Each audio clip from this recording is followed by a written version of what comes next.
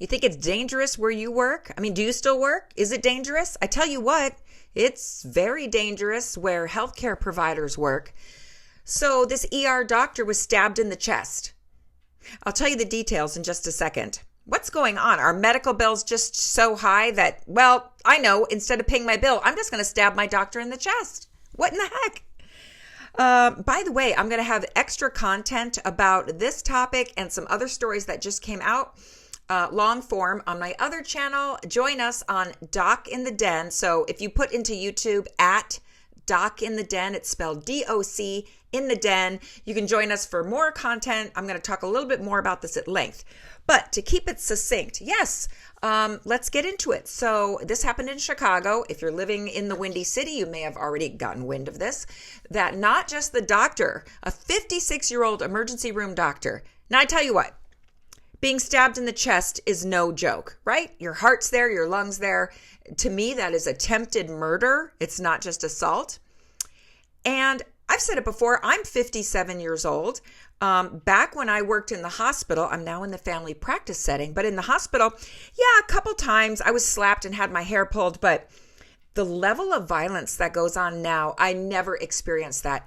Everything has changed today, especially for assault on healthcare workers. So let's get more into this. So this ER doctor was stabbed. The patient came right up to him, took a sharp object. We still don't know what it was. Those details haven't come out.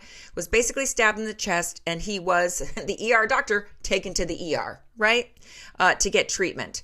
And so 2 members total were injured by this same patient in the emergency room. I mean, I guess if you're going to be injured like that, you're already in the emergency room. There you go. But don't we all kind of think the emergency room, if anything, is a safe place to be? That's not the case anymore. Have you ever heard the saying, when you have nothing to lose, you're going to lose it? People will lose it. And I feel like everyone is at the end of their rope.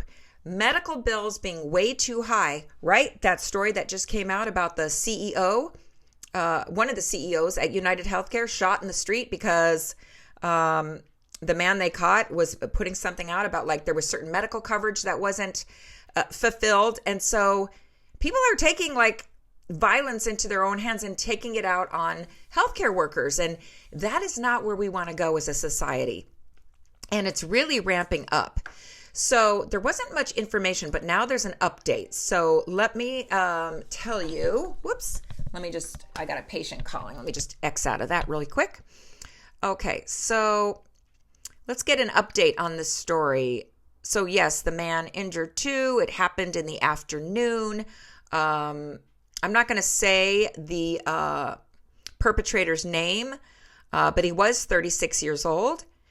They did arrest him less than 30 minutes after the stabbing attack. And he injured so the 56-year-old doctor, and then he injured a 32-year-old hospital staffer. Thank God he was arrested. And then, let's see, he's been charged with 2 felony counts of aggravated battery, use of a deadly weapon. Aggravated battery, I'm sorry, but that is attempted murder if you stab someone in the chest. But what do I know? I'm no lawyer, right? So let's see, he has a hearing scheduled, so thank God he's and then here they even comment, this is what the hospital released a statement. It said, violence against healthcare workers is on the rise and it's unacceptable. Well, yeah, of course. Why is it on the rise though? So much anger and violence among people. No one should have to fear for their safety while doing their job. This issue transcends physical harm. It impacts the emotional and psychological well-being of the entire team. Yada, yada, and all that stuff, and said it should be a safe space. Okay, well then put your money where your mouth is. This has been going on for a long time, and it's not just assault against healthcare workers. If you're a patient and you're not feeling well and you're seeing your doctor stabbed in the chest, like, you can't get up. Like, what if you're sick or you've got a broken leg or whatever? Like, then you don't feel safe. And I tell you what, they have to put their money where their mouth is. There has to be more security and guards, and there should be it almost should be like a policy of like, that's it. Like you harm someone like that, you are never allowed to come into a hospital again. Like, good luck getting health care. Like, I think it has to come down to that, because Why should healthcare workers be exposed to violence like that? There is just no excuse. And I'm sorry medical bills are so high, but don't take it out on your doctor and stab them in the chest. Again, I don't know why this guy did it. Maybe it'll come out in the court hearing, but I feel like, and I understand that the healthcare system is broken. I know medical expenses are way too high, but I mean, this is out of control with this violence. So another story about healthcare violence. So we have a nurse out of Florida. She was attacked again. Another patient attacked again, and she might even go blind, might lose her eyesight. They said, this is horrible. Her attacker broke nearly every bone in her face. Well, let's look at more of the details on this one. I mean, have you ever heard of such a thing? All this violence on healthcare workers. So let's see. They said, yes, this nurse may lose her eyesight after a patient brutally attacked her at a hospital in Florida, breaking almost every bone in her face. Can you imagine? The patient was 33 years old, being charged with aggravated battery. Really? Can we not trump that up a little bit? I mean, my gosh. It happened in the patient's room. And apparently he jumped onto his bed and then literally jumped on top of the nurse. A witness saw it, ran out of the room, called for some help. A second witness yelled at the patient to stop punching the nurse into the face, because that's what the witness said, quote unquote, drilled his fists into the victim's face, being the nurse. My gosh. Then they said the suspect or patient stopped attacking the nurse and ran out of the hospital, not just his hospital room. He took off, running down the street, where he was finally caught and arrested. So the nurse was taken to the emergency room with critical injuries. And because the horrific nature of every bone being broken, she could lose the use of both eyes. I mean, I just can't get over this story. And so I'm putting this video out, not because it's scary, it is scary, but awareness. Like, there needs to be absolutely no way that this can occur.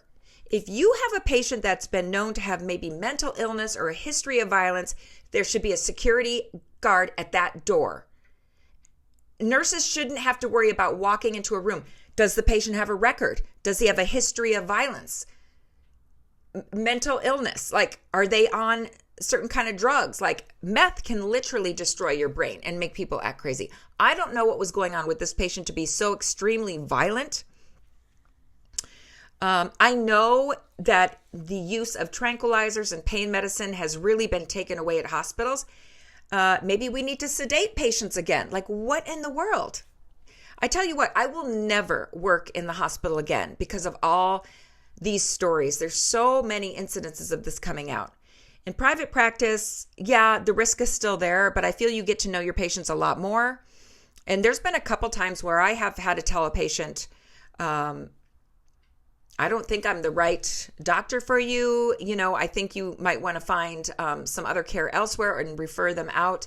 I've had patients that I've just met them outside because I felt not safe bringing them into my office. But in the hospital, you don't have a choice. You have a set amount of patients. You go in, you care for them. You assume you're going to be safe. This is just out of control. Information about the person that committed this attack. It just said the person was arrested and is undergoing medical clearance.